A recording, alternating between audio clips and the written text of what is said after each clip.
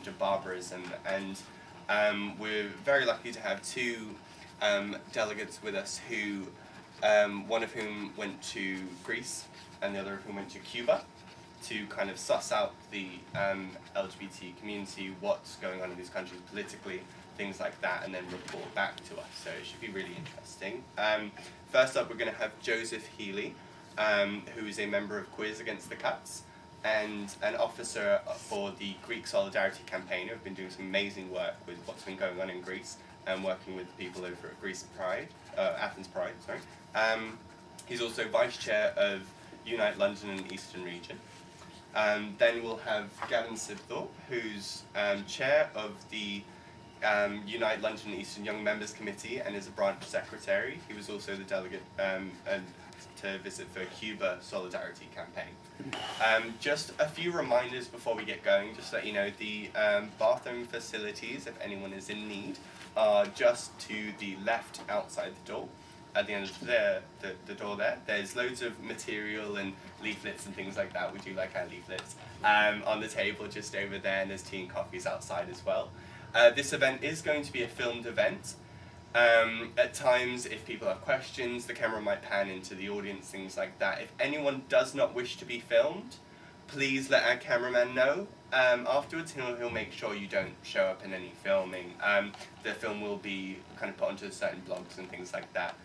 To kind of kick off today, what it's about is we want to really look at the situations going across internationally. This year, during Pride Month and during LGBT History Month, there's a lot going on with trying to connect with our international partners and stuff, because the LGBT community in London is one of the best places in the world too, and in the UK as a whole, it's one of the best places to be in the world if you are LGBT.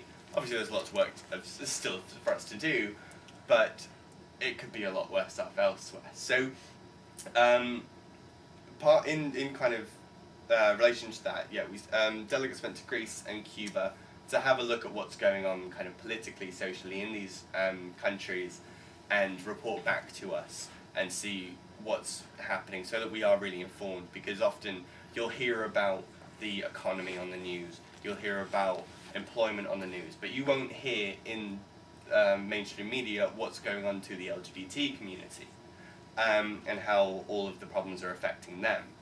And what I really want people to take away from today is to use this as a warning, because we are facing greater challenges with cuts, with the condemned government, and not least with the chipping away of equality acts and equality legislation that has been put in place to protect people like ourselves and so many others. And really as well to kind of think about and take some literature and things like that to realise that unions and trade unions are in a great position to help and to continue the fight that has been going on for so many years. So without further ado, I'd like to pass over to Joseph Healey. There will be a Q&A session, so please hold any questions, make a note until the end. I'll explain how the Q&A works when we get to that, but for now, Joseph Healey, if you'd like to take the floor. Right. I'd just like to point out first a few leaflets that I've left. Can everybody hear me? Yeah. A few leaflets I've left outside. One is a back. You have to keep holding it down. Oh, that one stays on. Yeah. All right. A few leaflets I've left outside. One is a background to the Greek crisis. It's partly in Greek and partly in English. One is about the Greece Solidarity Campaign and how you can join and what we do. And the third one is about medical aid for Greece, which is the campaign that the Greece Solidarity Campaign has started to raise funds for medical vaccines. Now, I had no history of any connection with Greece, but about a year ago, when the Greece Solidarity Campaign was established, I became an officer. And part of that was because I'd gone along to a meeting in this very room, actually, where the first delegation, which went to Athens in April last year, reported back, and some of the things that they reported from the front line were simply so shocking that most people who were at the meeting just felt, you know, we had to do something, we had to respond in a way. And since that time, the campaign has been doing various things and going on demonstrations at the Greek embassy and the German embassy and taking part in various marches and so on. And when it was proposed that a second delegation go to Athens this April, I agreed to go along with that delegation. And the first delegation had been meeting more with formal bodies, with trade unions and so on. The second delegation was going to be much more grassroots and was going to look in particular at the health system and what was happening to the health system, because there had been various reports. And the people who went with us were quite a cross range of people. We had two Labour MPs, David Lammy and Andrew Love. We had the General Secretary of the FBU, Matt Rack, and two members of his executive. We had Pilgrim Tucker from the Unite Community Branch organiser. She was particularly interested in seeing what was happening with unemployed people in Greece and so on. We had a health activist from Unite, Jane Beach, and we had the chair of the campaign. And my particular interest, apart from the health and what was happening around HIV in particular, was finding out what was happening with the LGBT community. So I put forward a proposal that the delegation meet with representatives of the LGBT community. I was going representing both the Greece Solidarity campaign and Queers Against the Cuts, and subsequently I gave an interview on my return from Greece, which is only available in Greek, I'm afraid. You have to do a Google translation. But it was with a gay journalist who asked me a lot of questions about Queers Against the Cuts, what was happening here around the LGBT community, what my impression was of the situation in Greece and so on. I said, being true to form, I said some rather controversial things, but fortunately maybe they're only available in Greek. But if people are interested, I have some copies if there are any Greek speakers.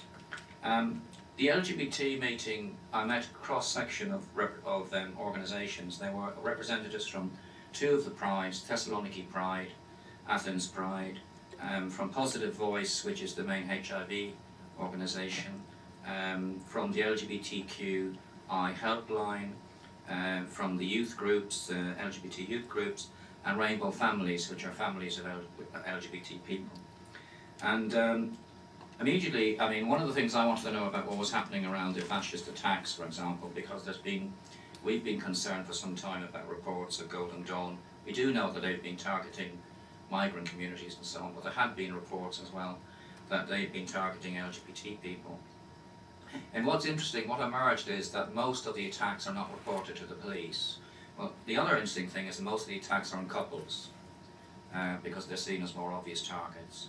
And one of the reasons why the attacks are not reported to the police, apart from the very obvious homophobia of the police themselves, is that in Greece now, in order to pursue a criminal action, it costs €150. And we've recently discovered that the same idea has been introduced in Spain. So actually reporting a criminal offence and actually getting some action on it now costs €150. And we talked about, they felt that the main problem was not Golden Dawn itself, although there have been some attacks in Athens. The main problem has been more the police, has been more the homophobic attitude of the police. And of course we do know that a lot of the police have been infiltrated by Golden Dawn, so you know the homophobia, which is very obvious in Golden Dawn, is also in the police.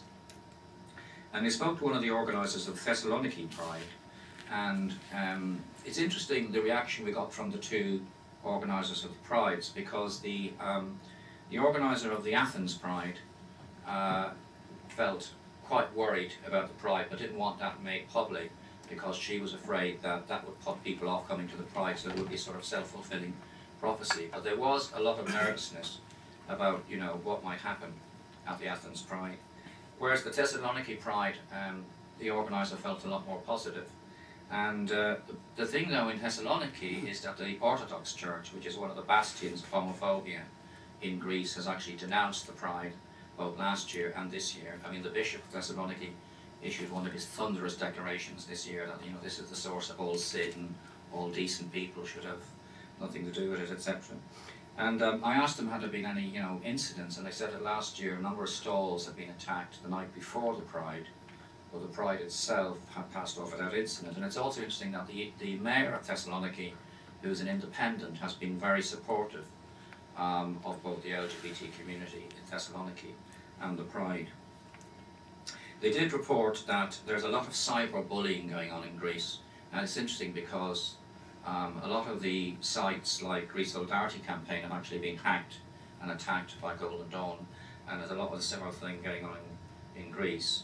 And a lot of the youth groups felt that you know, the levels of homophobia are very high. A lot of young people are being bullied and harassed in schools. And there was an example of a trans girl at a school who was attacked at school, and of a school principal attacking a lesbian couple and saying that they disturbed him, their presence in his school disturbed him. The parents themselves had absolutely no problem with the couple. It was actually the headmaster in the school. So there's a lot of institutionalized homophobia. And most people at the meeting felt that that being gay or homophobia is just a hidden issue in Greece. There's no discourse whatsoever around LGBT issues. This is interesting because back in February we had a Greek speaker come to the Queers Against the Cuts LGBT history event, Dimitris Panagoulas, who's a literary expert but also on gender and so on. And he said that the homophobia is so deeply ingrained in Greece that even on the left, you know, it's not mentioned. And this came out actually in the interview with the Greek newspaper, because I was asked, you know, are the trade unions in the UK representing LGBT people? And I said, yes, you know, there are LGBT committees in all of the trade unions and so on. And the journalist who's gay said, this is unknown in Greece. You know, the trade unions themselves are homophobic. And that was in a way borne out by one meeting we had with a health union, where we had quite a mixed delegation. We sat down with a group of middle-aged men, not a single woman in the delegation, and so on. And the trade unions in Greece are probably a bit like the trade unions here were about in the 1970s. So that's the sort of scenario. There had been a recent meeting with representatives of the LGBT community, and three of the Greek parties, PASOK, the Green Party, Democratic Left, and it was agreed to include gender in legislation, but this was only because of lobbying. And one person talked about how Golden Dawn, now it's interesting, I mean, I may have time to talk about this later, but we visited a hospital in a very working class area of Athens called Nikia, and 2 days after we visited the hospital, the Golden Dawn arrived there in droves, trying to donate blood to pure Greeks. This is the sort of things that they do. And they were driven off by the hospital staff. But this person who was at the meeting said she comes from Nike, and she rang up the anti-fascist organisation and said, you know, Golden Dawn are marching in the streets, and they said, oh well, don't worry, you know, what's the fuss? They march there every Saturday in the market. And she was saying that this is, you know, a completely inappropriate response, that, you know, there has to be a lot more organisation done against them. One of the big issues for the LGBT community are cuts to funding for the advice line. The advice line is really important because if we look at Greece, there's a total population of 10 million, 5 million live in Athens. And whatever problems there are in Athens, there is at least, you know, there's a range of organisations in Athens, but outside Athens and Thessaloniki, people are very, very isolated, and this advice line serves a very important purpose. And actually the ministry, because of the cuts and so on, the ministry have cut their services completely, and they feel that this is really important. When we looked at the issue of HIV, well, I don't know if people know, but there's been a 200% increase in HIV in Greece in the last 3 years. And Marinella from Positive Voice talked about the main reason for this is cheap drugs have flooded Greece. Most of the HIVs, now they've done away with the free needles scheme and things like that. So most of the HIV cases are coming through drug use. And they had a meeting with the Centre for Disease Control, and they predicted a 10-year epidemic in Athens if something wasn't done. And yet at the same time, the Health Ministry at the end of last year cut the funding by 38%. So, you know, they have a huge problem there at the moment in terms of HIV, but this is indicative of what's happening across the health system as a whole. I mean, you know, the title of our meeting tonight was Barbarism, and some of the things I saw there were actually barbaric. You can read about these things, but it's only when you actually go on the front line and speak to people who are working in the health system and things like that, that you really see how bad the situation is. HIV tests, you know, have been reduced. You can only go now for a HIV test every 6 months. There's rationing of all kinds in the health system. And there's no more outreach work. I did visit a very impressive HIV centre set up by a group of gay men, and it's in one of the very old areas of Athens called Monastiriki. And they're doing fantastic work, because they're actually bringing in people from the villages and from small towns and so on, and giving them both testing and counselling and so on and so forth. And they've even provided accommodation in the building so that people can come from the smaller towns and stay there. And when I went up to the top of the building and on the balcony, I said to them, they have the most spectacularly sited HIV centre in the world, because when you actually stand on the balcony, you look across at the Acropolis, and you've got this huge hill covered in cypress trees and ancient Greek ruins. So I mean, I don't think there are many HIV centres in the world with an equivalent view. The Athens Pride has passed off peacefully. One of the things they were annoyed about was that the trade unions, 2 years in succession, held rallies on exactly the same day as the Athens Pride, in exactly the same place, the Tagma Square. And they were trying to get the message through to the unions, you know, if you're going to be supportive and hold the rally at a different date. And I think the message has finally got through. And I know the Pride passed off peacefully this year. And just to wind up, one of the positive things that came out of the meeting was that they invited Queers Against the Cuts to send a delegation to the Pride. Unfortunately, we didn't have time, because the Pride was on the 8th of June, and I was just there at the end of April. But they did read out a message of solidarity from us and from the Greece Solidarity Campaign at the meeting. And the Mayor of Athens, who was holding back from supporting the Pride, did actually turn up this year and so on. So I think, you know, there are some good things happening, but generally I think the situation is very, very concerning. And as one of the MPs, one of the Syriza MPs said to us in Parliament, you know, if we fail in this battle against barbarism, the whole of Europe will go down, and, you know, our fate will be yours. And I think that's a very important message.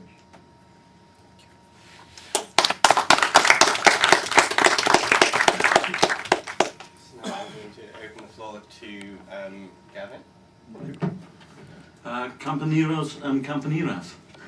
In stark contrast to Joseph's report, there was some good news. I was recently part of a young trade unionist delegation, May Day delegation to Cuba with the British Cuba Solidarity Campaign, and was there from the 25th of April until the 7th of May. So unfortunately I missed most of the events around the Cuban Day against